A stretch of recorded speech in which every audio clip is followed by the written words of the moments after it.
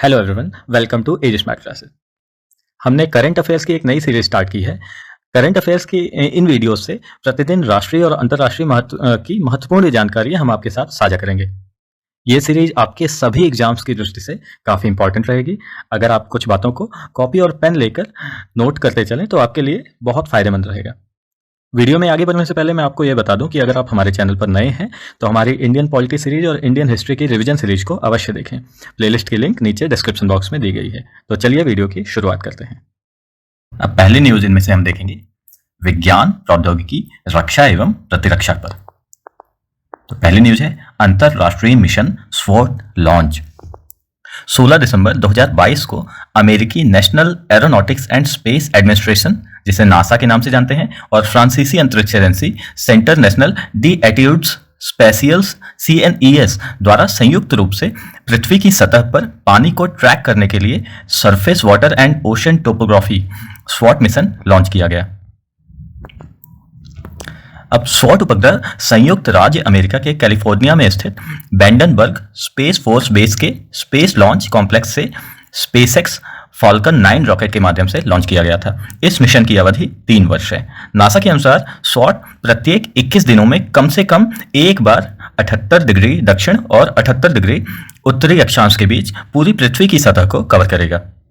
यह 15 एकड़ जो 62,500 वर्ग मीटर से बड़ी दुनिया की 95% से अधिक झीलों और 330 फीट से अधिक चौड़ी नदियों पर डेटा प्रदान करेगा। यह उपग्रह पृथ्वी की सतह के 90% से अधिक ताजे जल निकायों और समुद्र में पानी की ऊंचाई की माप करेगा।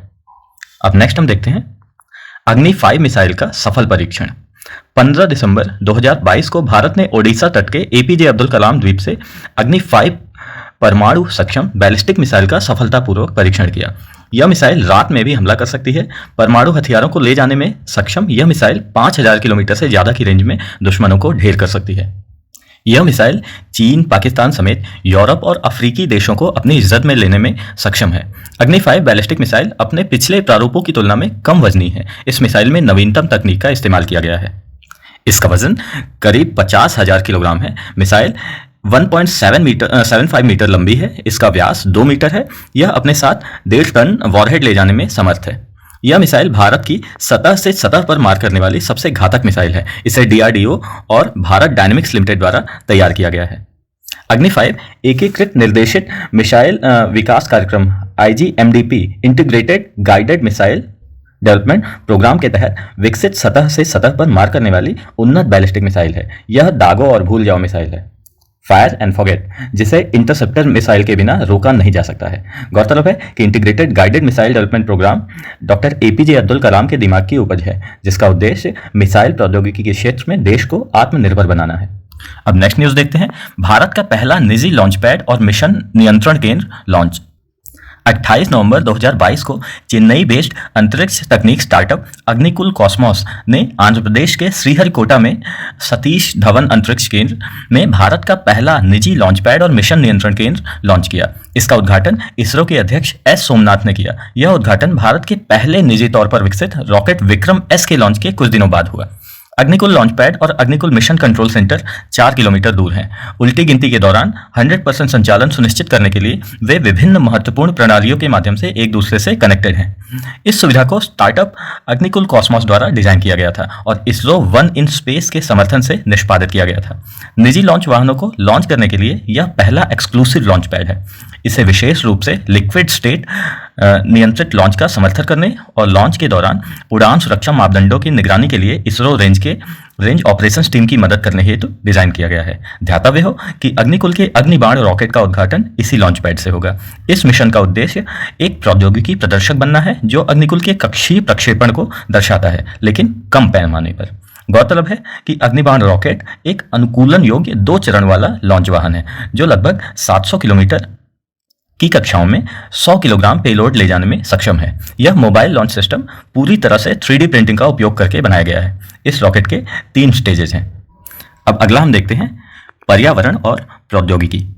इसमें है केरल का सीड फार्म देश का पहला कार्बन न्यूट्रल फार्म घोषित किया गया। 10 दिसंबर 2022 को केरल के CM पिनरई विजयन ने केरल के सीड फार्म को भारत का पहला कार्बन न्यूट्रल फार्म घोषित किया है। यह सीड फार्म एर्नाकुलम जिले के अलुवा के थुरुथु में स्थित है। इस तरह के प्रयास से भारत में कार्बन उत्सर्जन को कम करने में मदद मिलेगी। सीएम पिनरई विजयन ने इस अवसर पर कहा कि कार्बन उत्सर्जन में महत्वपूर्ण कमी से एग्रीकल्चरल एरिया में कार्बन न्यूट्रल लक्ष्यों को प्राप्त किया जा सकता है। साथ ही उन्होंने कहा कि राज्य खाद्य आत्मनिर्भरता प्राप्त करने के लक्ष्य की ओर बढ़ रहा है, अतः पारिस्थितिक संतुलन बनाए रखने की योजना भी उतनी ही महत्वपूर्ण है। गौरतलब है कि थुरुथु में स्थित इस फार्म से कार्बन उत्सर्जन की कुल मात्रा 43 टन थी, लेकिन इसकी कुल प्राप्ति 213 टन थी।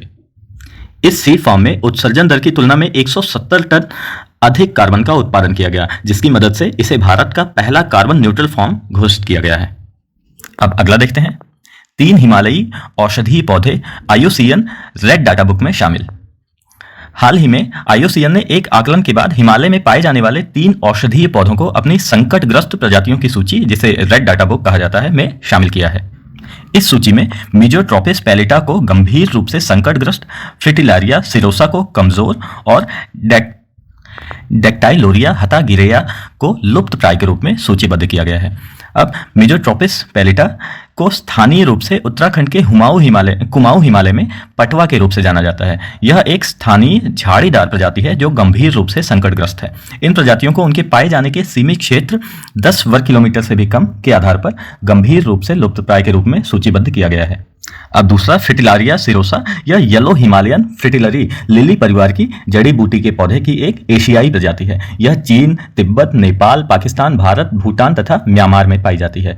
आकलन की अवधि 22 से 26 वर्ष के दौरान इसकी आबादी में लगभग 30% की गिरावट दर्ज की गई है। यह पौधा पारंपरिक चीनी चिकित्सा में एक मजबूत खांसी दमनकारी और कफ निवारक दवाओं का स्रोत भी है। चीन में इसका उपयोग ब्रोंकियल विकारों और निमोनिया के इलाज में भी किया जाता है। अब तीसरा जो डेक्टाइलोरिया हतागिरेया, यह सालम मिश्री या सालम पंजा उप अल्पाइन से अल्पाइन क्षेत्रों में पाई जाने वाली एक 12 मासी जड़ी बूटी है। यह अफगानिस्तान, भूटान, चीन, भारत, नेपाल और पाकिस्तान की हिंदुकुश तथा हिमालय पर्वतमाला में पाई जाने वाली एक 12 मासी कंद प्रजाति है।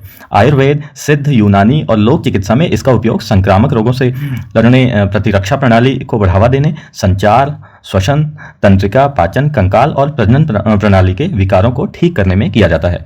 गौरतलब है कि रेड बुक प्रकृति के संरक्षण के लिए अंतरराष्ट्रीय संघ IUCN द्वारा संचालित एक सार्वजनिक डाटाबेस है। यह लुप्तप्राय और संकटग्रस्त पौधों, जानवरों एवं कवक प्रजातियों के साथ साथ कुछ स्थानीय उप प्रजातियों को भी ट्रैक करता है जो क्षेत्र विशेष में पाई जाती हैं।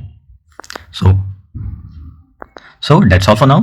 आशा करता हूँ वीडियो आपको अच्छा लगा होगा। अगर वीडियो अच्छा लगा हो तो वीडियो को लाइक करें, चैनल को सब्सक्राइब करें और शेयर करें। धन्यवाद।